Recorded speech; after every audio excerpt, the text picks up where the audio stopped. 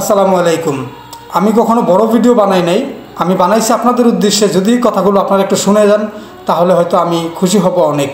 আমাদের সার্জিস ভাই এবং হাসনাত ভাই প্রত্যেকটা বক্তব্যের মধ্যে বলে কি যে ফেসিস খুনি, ফেসিস হাসিনা, তারপর দূষর, আওয়ামী লীগ এমন, আওয়ামী লীগ হেমন। ঠিক আছে, আপনাদের কথা সব কিছু মেনে নিলাম। শেখ হাসিনা 17 বছর দেশ চালাইছে, 17 বছর মানুষের অধিকার কেড়ে নিছে।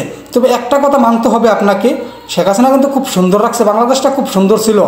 বাংলাদেশের জনগণ মায়ের কোলে বাস করছে, মায়ের কোলে বাংলাদেশের জনগণ বাস করছে। এখন 2024 সালের পরে আপনারা কি করতেছেন? আপনাদের কি একটা উন্নয়ন আপনারা দেখাইতে পারবেন যে আপনারা কি করছেন বাংলাদেশটার মধ্যে? কোনো কিছু দেখাইতে পারবেন? তবে আমি আপনাদের বিরোধিতা করি না, আপনারা আমার কথাগুলো ভুলভাবে নেবেন না। আমি আপনাদের পক্ষে কথা বলতেছি, কিন্তু আপনারা কি করছেন আপনারা একটু দেখাইতে পারবেন?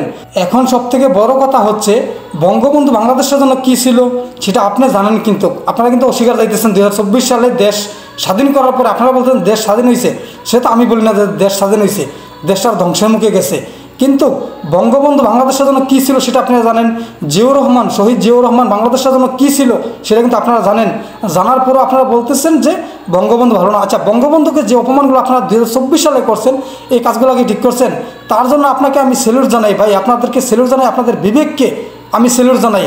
আমি গর্বিত যে আমাদের বাংলাদেশের ছাত্র জনতার অনেক মেধা, অনেক জ্ঞান। আল্লাহ পাক তাদেরকে হায়াত রিজিক বাড়িয়ে দেব, কিন্তু তাদের জ্ঞানের সাথে বিশ্বের কোনো মানুষ তাদের জ্ঞানের সাথে তুলনা হয় না। 2024 সালে আমার ছাত্র ভাইয়েরা যা দেখাইছে, এখন বর্তমানে আমাদের ভাবন ঘর থেকে বাইরেতে পারলে ভয় লাগে, ঘরতে বাইরে না ভয় লাগে। যাক, আমার কথাগুলো কেউ খারাপভাবে নেবেন না। সবাই ভালো থাকবেন, ধন্যবাদ।